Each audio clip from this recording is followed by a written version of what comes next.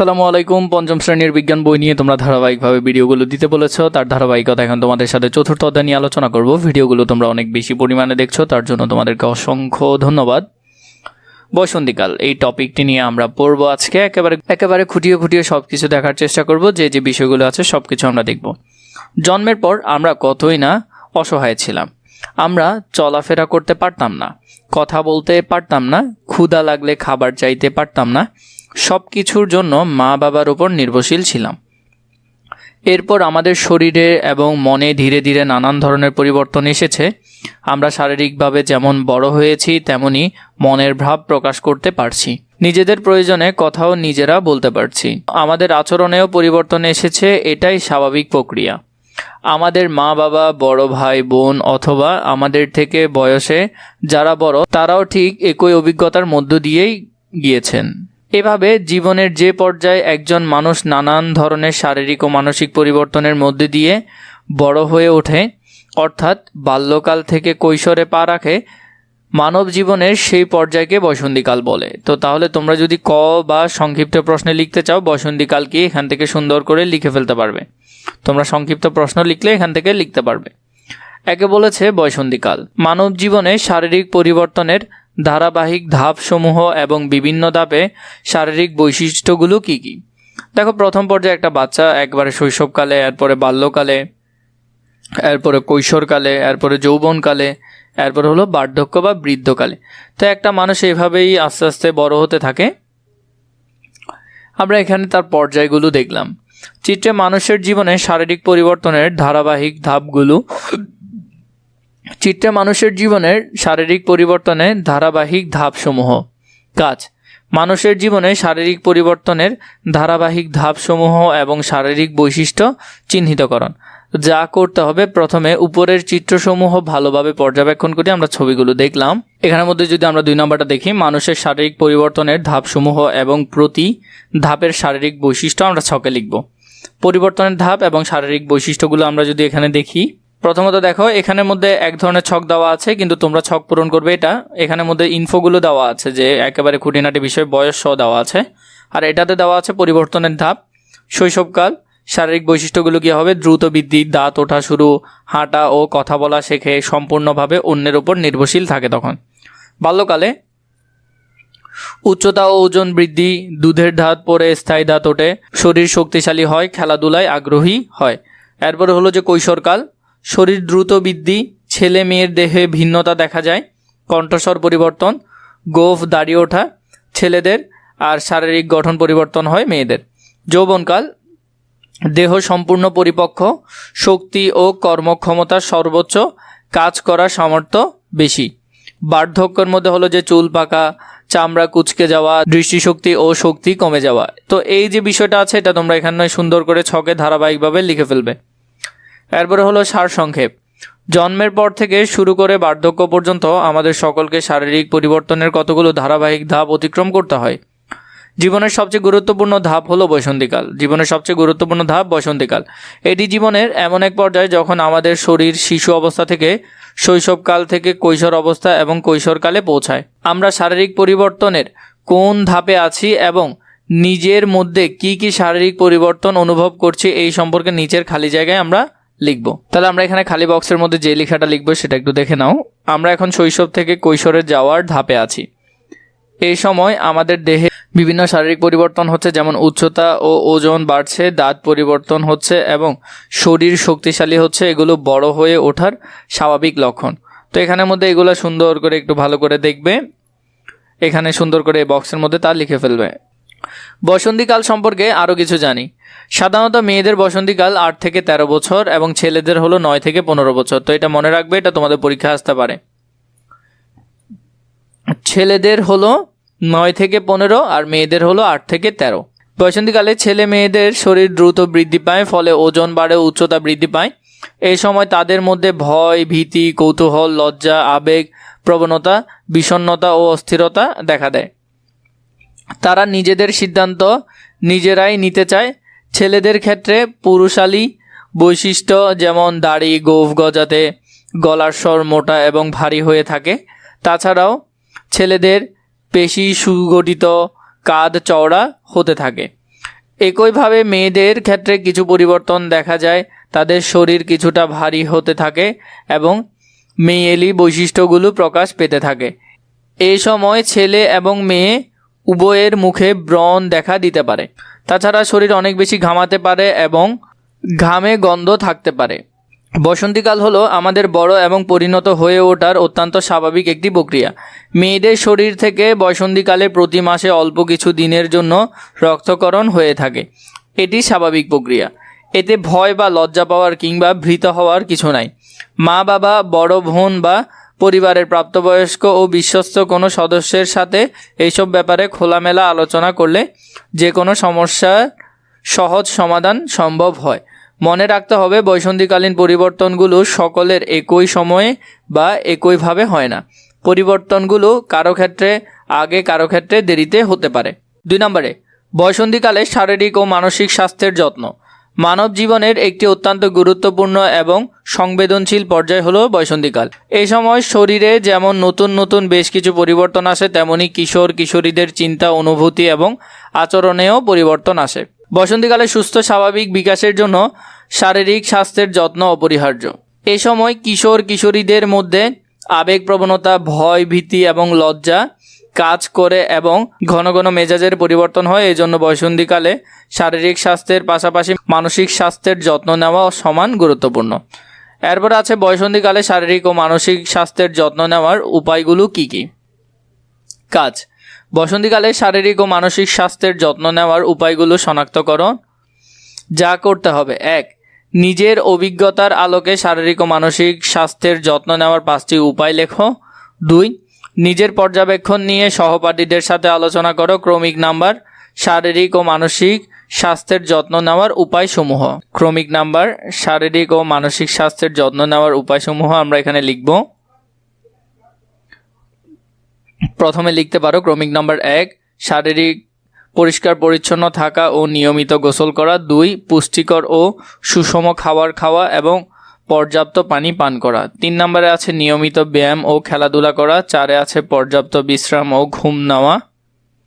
5-এ আছে মানসিক চাপ কম রাখা এবং ইতিবাচক চিন্তা করা। অভিভাবকের সঙ্গে আলোচনা করা। 7-এ আছে নেশা জাতীয় ও ক্ষতিকর অভ্যাস থেকে দূরে থাকা। 8-এ আছে নিয়মিত স্বাস্থ্য পরীক্ষা করা। এই যে অংশটা আছে এটা তোমরা খুবই সুন্দর করে পড়ে ফেলবে, এখান থেকে সুন্দর করে লিখে ফেলবে এই বক্সগুলোর মধ্যে। এখানে আমি বেশি দিয়েছি, তোমরা 4টা লিখবে। তারপর সারসংক্ষেপ: পরিষ্কার পরিচ্ছন্ন থাকা, নিরাপদ পানি পান, সুষম ও পুষ্টি সমৃদ্ধ খাবার গ্রহণ স্বাস্থ্যসম্মত জীবনযাপনের প্রধান শর্ত। বাইরের তৈরি খাবার বর্জন করলে অনেক শারীরিক সমস্যা ও রোগ থেকে মুক্ত থাকা যায়। শরীর সুস্থ থাকে। তাছাড়া নিয়মিত শরীরচর্চা ও খেলাধুলা করলে এবং নিজের কাজগুলো নিজে করলে শারীরিক সুস্থতার পাশাপাশি মনও ভালো থাকে। বসন্তীকালে শারীরিক ও মানসিক স্বাস্থ্যের যত্ন নেওয়ার উপায় সম্পর্কে আরও কিছু জানি। বসন্তীকাল আমাদের জীবনে খুব গুরুত্বপূর্ণ সময়, কারণ এটি আমাদের শারীরিক এবং মানসিক স্বাস্থ্য বিকাশের সময়।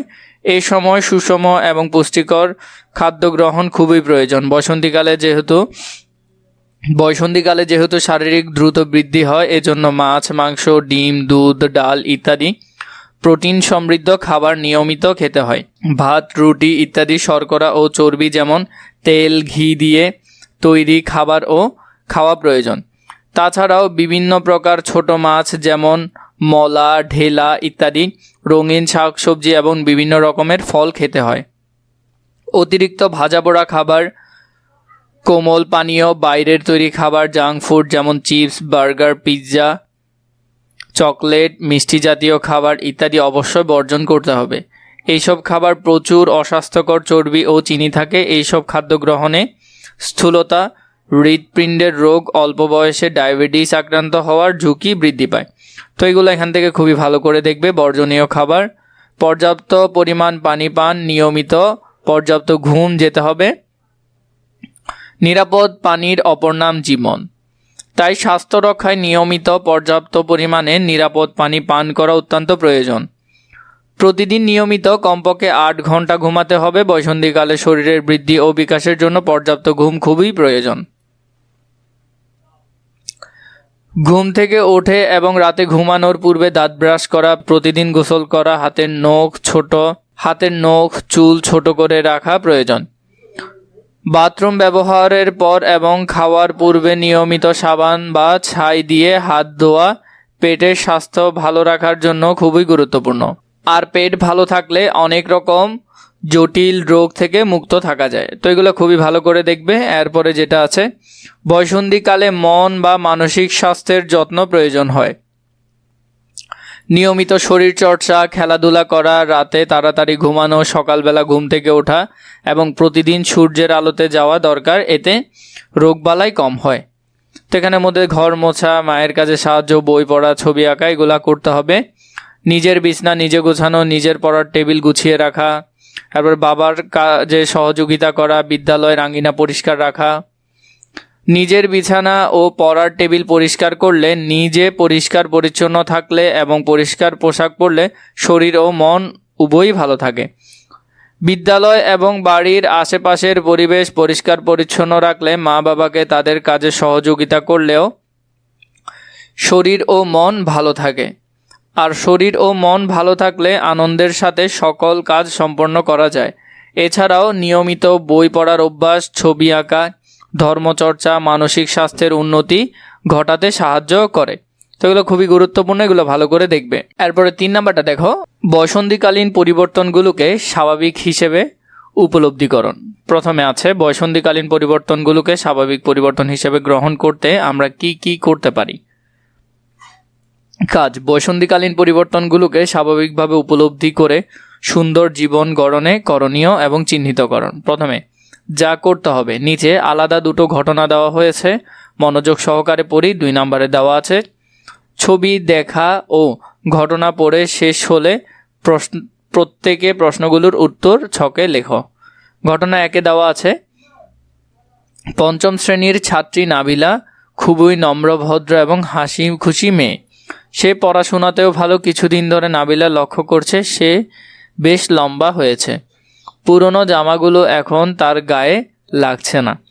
সে কিছুটা ভীত, বিব্রত এবং চিন্তিত হয়ে পড়েছে। খাওয়া দাওয়া, খেলাধুলা বা সহপাঠীদের সাথে গল্প করতে এখন আর ভালো লাগে না। শ্রেণীকক্ষে পড়াশোনায়ও মনোযোগ দিতে পারছে না। এরপর ঘটনা 2-এ, নাবিলার সহপাঠী সুমন আজকাল প্রায় স্কুলে আসছে না। শিক্ষক তার বাড়িতে খোঁজ নিলে মা বলে সে প্রতিদিন স্কুল ড্রেস পরেই বাড়ি থেকে বের হয়, কিন্তু সময় মতো বাড়ি ফিরে না।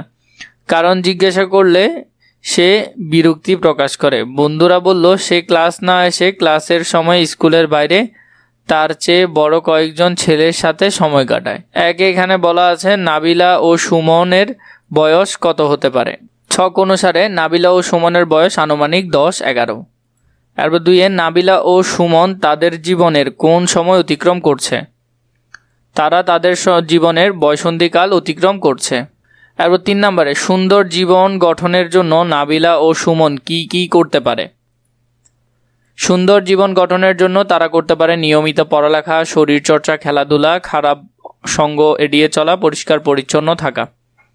ঘতে, সহপাঠী হিসেবে নাবিলা ও সুমনকে কিভাবে সহযোগিতা করতে পারো।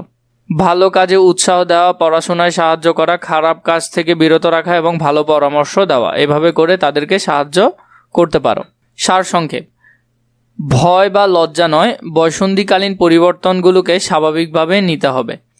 বই পড়া, নিয়মিত শরীরচর্চা, ব্যায়াম, খেলাধুলা করলে শরীর ও মন দুটো ভালো থাকে।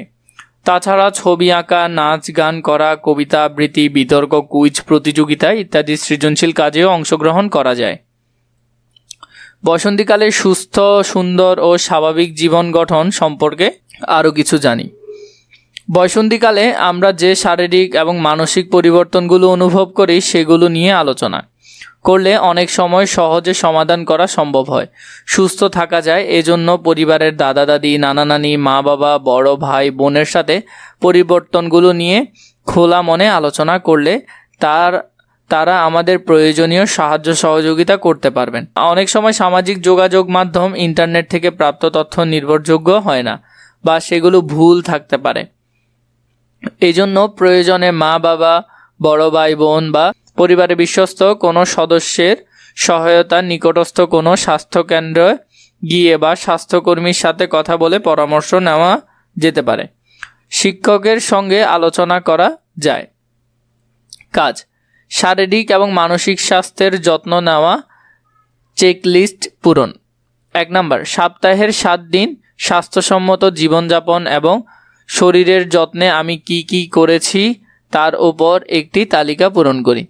আমি যে কাজগুলো প্রতিদিন করেছি সেই ঘরে টিক চিহ্ন দেই, উদাহরণ হিসেবে একটি করে দেওয়া হয়েছে। 2, 7 দিন পর চেকলিস্ট পর্যবেক্ষণ করে আমি স্বাস্থ্যসম্মত জীবনযাপন করছি কিনা তা বিশ্লেষণ করি। চেকলিস্ট। তারিখ, এখানে তারিখ একটা দেওয়া আছে। সকাল ও রাতে দাঁত ব্রাশ করেছি, এখানে টিক দেওয়া আছে, করেছি। সকালে সূর্য আলোতে গিয়েছি, এখানে এটা কিছু দেওয়া নেই, ক্রস। শরীরচর্চা, ব্যায়াম, খেলাধুলা এগুলো করেনি, এটা ক্রস। বাথরুম ব্যবহারের পর সাবান ও ছাই দিয়ে হাত ধুয়েছে, এটা দিয়েছে। নিজের বিছানা ও পড়ার টেবিল গুছিয়েছি, এটা গুছাইনি। চুল নখ পরিষ্কার করেছি, এটা করেছি ধরলাম। এবং মা বাবাকে বাড়ির কাজে সাহায্য করেছি, হ্যাঁ করেছি। বাইরের তৈরি খাবার জাঙ্ক ফুড খেয়েছি, হ্যাঁ এটাও খেয়েছি। গোসল করেছি। মাছ, মাংস, ডিম এবং শাকসবজি খেয়েছি, না এটা খাইনি। তো এখানের মধ্যে এর পরবর্তীতে দেখো, এখানের মধ্যে আমি তোমাদেরকে দিলাম, তোমরা চাইলে প্রথম দিন, দ্বিতীয় দিন যেগুলাতে টিক চিহ্ন দেওয়ার সেগুলাতে দিতে পারো। তো এখন কিভাবে করবে, এখানে আরেকটা তারিখ দিবে, ধরো 6/2/2026, বা তুমি দিতে পারো 6/5, তো তুমি 5ও দিতে পারো, তাহলে ওইভাবে করে দিতে পারো, অথবা আজকের তারিখও তুমি দিতে পারো। তারপরে দেখো, সকাল ও রাতে ব্রাশ করেছো, যদি করো তাহলে ঠিক। সকালে সূর্যের আলোতে গিয়েছি, হ্যাঁ গিয়েছি। শরীরচর্চা ও ব্যায়াম, খেলাধুলা এটা করিনি, তাই এটা ক্রস। বাথরুম ব্যবহারের পর ছাই বা এটা দিয়ে হাত ধুয়েছি, এটা ধুয়েছি। নিজের বিছানা ও পড়ার টেবিল গুছিয়েছি, হ্যাঁ গুছিয়েছি। চোখ নখ এগুলো আমরা কাটিনি। মা বাবাকে বাড়ির কাজে সাহায্য করেছি, হ্যাঁ করেছি। বা এরপরে হলো বাইরের তৈরি খাবার জাঙ্ক ফুড খেয়েছি, হ্যাঁ খেয়েছি। গোসল করেছি। মাছ মাংস এগুলা খেয়েছি। তো এইভাবে করে তারিখ দিয়ে দিয়ে তোমরা কোনটা করেছো কোনটা করনি এটা সুন্দর করে পূরণ করবে। আমি বাকিটা পূরণ করে দিচ্ছি না, এটা তোমরা পারবে। যদি প্রয়োজন হয় এখান থেকে যেগুলা টিক দেওয়ার সেগুলা টিক দিবে, যেগুলা টিক না দেওয়ার সেগুলো এখান থেকে লিখে ফেলবে। আশা করি বুঝেছো যে কিভাবে করবে। প্রথমে আছে এখানে সঠিক উত্তরে টিক চিহ্ন দেই। বয়সন্ধিকালে সাধারণত কোন সময় হতে শুরু হয়? এটা শুরু হয় কৈশোরকাল থেকে। কখন থেকে? কৈশোরকাল। বয়সন্ধিকালে মেয়েদের মধ্যে নিচের কোন পরিবর্তনগুলো লক্ষ্য করা যায়? পেশি সুগঠিত, এটা ছেলেদের। গলার স্বর মোটা, এটা ছেলেদের। শরীরে কিছু ভারী হয়, হ্যাঁ মেয়েদের শরীর কিছুটা ভারী হয়। এরপরে ঘতে আছে বয়সন্ধিকালে পরিষ্কার পরিচ্ছন্ন থাকা জরুরি, কারণ এতে শরীর রোগমুক্ত থাকে। বয়সন্ধিকালে পরিষ্কার পরিচ্ছন্ন থাকলে শরীর কি থাকে? রোগমুক্ত থাকে। শরীর সৌন্দর্য বজায় থাকে, মন ভালো থাকে, রাতে ঘুম ভালো হয়। জরুরি কারণ শরীর রোগমুক্ত থাকে। তাহলে এরপরে যদি আমরা 2 নম্বরে দেখি, এখানে বলেছে বিবৃত, এবং এটা কোনটা শুদ্ধ কোনটা অশুদ্ধ। বয়সন্ধিকালীন শারীরিক পরিবর্তন কোনো স্বাভাবিক পরিবর্তন নয়, এটা অশুদ্ধ। এটা কি হবে? অশুদ্ধ হবে। আমি সরিয়েও লিখে দিচ্ছি। সাধারণত ছেলেদের বয়সন্ধিকাল 9 থেকে 15, হ্যাঁ এটা ঠিক, এটা শুদ্ধ। এটা তালিবাস লিখে দিচ্ছি, কারণ 9 থেকে 15 ছেলেদের ক্ষেত্রে। বাবা মা অথবা বাসার বড়দের সাথে বয়সন্ধিকালীন পরিবর্তন নিয়ে আলোচনা প্রয়োজন নাই, এটা আছে, এটা অশুদ্ধ। এটা প্রয়োজন আছে। বয়সন্ধিকালীন পরিবর্তনগুলো সকলের একই সময়ে বা একইভাবে হয় না, এটা শুদ্ধ। হ্যাঁ এটা ঠিক যে সবার একই রকম সবার হয় না। তিনি আমাদেরকে বলেছে সংক্ষিপ্ত প্রশ্নের উত্তর। বয়সন্ধিকালে শরীর ও মন সুস্থ রাখার উপায়গুলো কি কি? শরীর ও মন সুস্থ রাখার উপায়, তাহলে এখানের মধ্যে দেখো, বয়সন্ধিকালে শরীর ও মন সুস্থ রাখার উপায় হলো নিয়মিত পরিষ্কার পরিচ্ছন্ন থাকা, স্বাস্থ্যকর খাবার খাওয়া, নিয়মিত শরীরচর্চা করা, পর্যাপ্ত ঘুমানো, ভালো সঙ্গ গ্রহণ, মানে তোমার যে ভালো বন্ধুদের তাদের সাথে থাকা। এটা ছোট করে আবার তোমাদেরকে বড় করেও দিব, বড়টাও তোমরা দেখিও।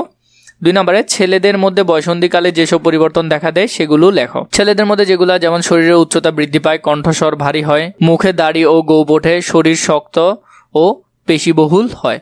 তো এটা তোমরা এখান থেকে সুন্দর করে লিখে ফেলতে পারবে।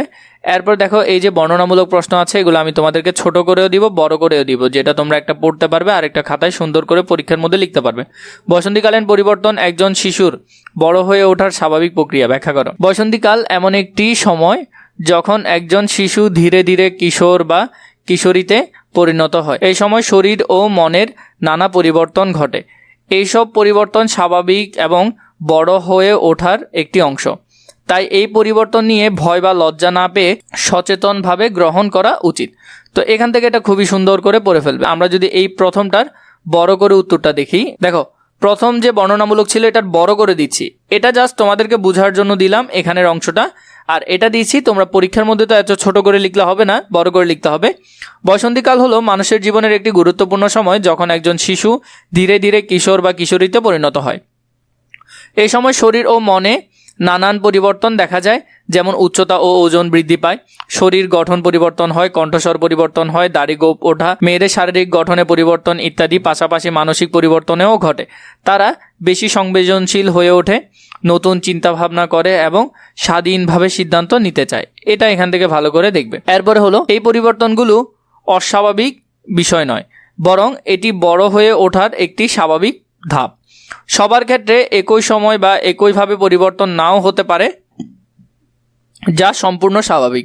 তাই এই সময় ভয় বা লজ্জা না পেয়ে বাবা মা, শিক্ষক বা বড়দের সঙ্গে খোলামেলা আলোচনা করা উচিত। সঠিক জ্ঞান ও সচেতনতা থাকলে বসন্তীকাল পরিবর্তনগুলো সহজভাবে গ্রহণ করা যায় এবং একজন শিশু সুন্দরভাবে প্রাপ্তবয়স্ক জীবনের দিকে এগিয়ে যেতে পারে। তো সেমভাবে আমরা যদি পরের প্রশ্নটা দেখি, পরের প্রশ্ন আছে, বসন্তীকালে সুষম ও পুষ্টি সমৃদ্ধ খাদ্য গ্রহণ গুরুত্বপূর্ণ কেন? আগে ছোট করে দেখাচ্ছি, এরপরে বড়টা দিব। বসন্তীকালে শরীর দ্রুত বৃদ্ধি পায়, তাই সুষম ও পুষ্টিকর খাদ্য শরীরকে শক্তিশালী করে, রোগ প্রতিরোধ ক্ষমতা বাড়ায় এবং মনের বিকাশে সাহায্য করে। তো এটা এখান থেকে খুবই সুন্দর করে লিখে ফেলতে পারবে। এরপরে যদি দেখো 2 নম্বরের মধ্যে, বসন্তীকালে সুষম ও পুষ্টিকর খাদ্য গ্রহণ গুরুত্বপূর্ণ কেন? আমরা যদি দেখি, বসন্তীকালে শরীর দ্রুত বৃদ্ধি ও বিকাশ লাভ করে।